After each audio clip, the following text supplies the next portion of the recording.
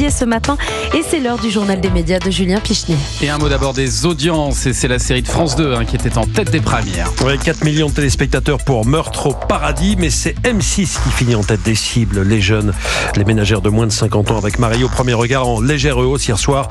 2 158 000 fidèles sur TF1. Sam, la série Sam a perdu 600 000 téléspectateurs en une semaine, passant de 2,9 millions à 2,3 millions. Vous voyez, aujourd'hui, je ne vous donne pas les audiences de la roue de la fortune. C'est pas tous les jours. Europe 1, le journal des médias. Et dans une semaine, mardi 13 mai, le président Emmanuel Macron répondra en direct aux questions de Gilles Boulot sur TF1. Oui, le chef de l'État sera l'invité d'une émission spéciale. Emmanuel Macron, les défis de la France. Début à 20h10, durée 2 heures. Le communiqué indique aussi que le chef de l'État sera interpellé par plusieurs personnalités issues de la société civile sur des thèmes majeurs de l'actualité nationale et internationale. Le président répondra également aux téléspectateurs qui pourront envoyer leurs questions préalables sur le site et les réseaux sociaux TF1 Info et TF1+.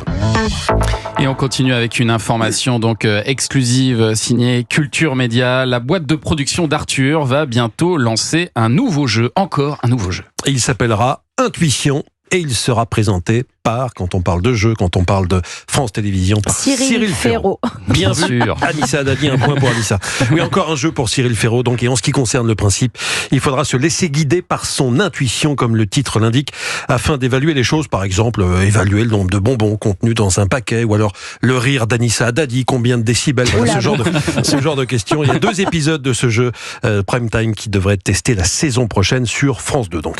Et puis l'émission Animaux à adopter, Nouvelle Famille pour une nouvelle vie va faire son retour à partir du dimanche 25 mai sur TMC. Le groupe TF1 a récupéré ce programme qui fonctionnait bien sur C8 et qui a disparu avec la chaîne fin février. Sandrine Arcizet et Élodie Ageron ont donc retrouvé une nouvelle maison pour leur émission. Le programme animalier sera diffusé à partir du dimanche 25 mai sur TMC, donc ce sera à 13h30. Et puis cap sur les programmes de ce soir, et CNews proposera un prime, un grand format inédit sur Bruno Retailleau. Bruno Retailleau, l'homme de Beauvau, c'est le titre de ce documentaire en immersion avec celui qui est ministre de l'Intérieur depuis le mois de septembre. Bruno Retailleau, immersion dans les coulisses du pouvoir, dans les coulisses des déplacements du ministre que l'on verra également dans un cadre plus intime dans sa résidence de Vendée. Selon Louis Morin, réalisateur de ce documentaire, les téléspectateurs recherchent de plus en plus ce genre de format avec les personnalités politiques. Écoutez. Ce qui fait par conséquent la plus-value, quand tout le monde fait du plateau, c'est de proposer aussi du long format, du format immersif, là où se passe la prise de décision et qui permet de découvrir l'envers du décor, qui permet de découvrir les coulisses. Donc il y a une demande de plus en plus importante des téléspectateurs finalement pour l'authenticité. Et ça tombe bien parce que Bruno Retailleau est quelqu'un d'assez authentique. En fait, si vous voulez, il n'était pas dans le contrôle de lui.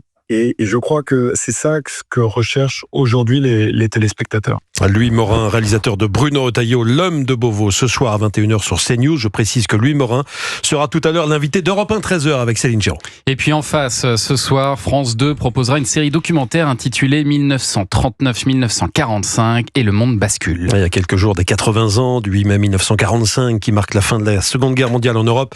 La chaîne va diffuser une série documentaire qui retrace toute l'histoire du conflit.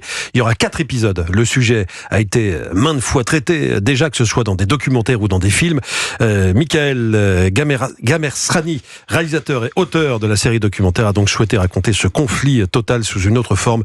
Il nous l'a expliqué au micro d'Europe 1. Une des ambitions qui était la mienne, c'était de faire en sorte que, par exemple, on ait ces moments d'accélération du temps qui permettent de comprendre ce que la guerre elle-même a produit pour l'après-guerre et pour aujourd'hui. Et puis, il y a des moments, au contraire, de ralentissement du temps, voire d'arrêt du temps, pour comprendre un vécu, souvent des vécus opposés. Par exemple, un soldat allemand qui va larguer une bombe depuis son avion et une petite fille qui va se retrouver dans le métro de Londres au même moment et qui va sentir la déflagration. Tout ça, c'est des cas réels pour permettre de comprendre à la fois vraiment cette dimension globale et puis la dimension évidemment individuelle et charnelle de cette guerre à tous les moments. Michael Gamersrani, réalisateur et auteur de cette série documentaire 1939-1945 et le monde bascule. C'est ce soir 21h10 donc sur France 2. Il y a une concurrence forte de documentaires ce soir parce que sur M6 il y aura aussi Santé mentale, briser le tabou. On en parlait la semaine dernière avec la productrice Peggy avec Olmy. Des personnalités comme Yannick Noah, Florent Madodou qui vont évoquer effectivement leurs problèmes de santé mentale pour la première fois de cette manière à la télévision. Vous nous direz si ça a plu au public demain matin dans vos audiences. Merci beaucoup Julien pour ce journal des médias.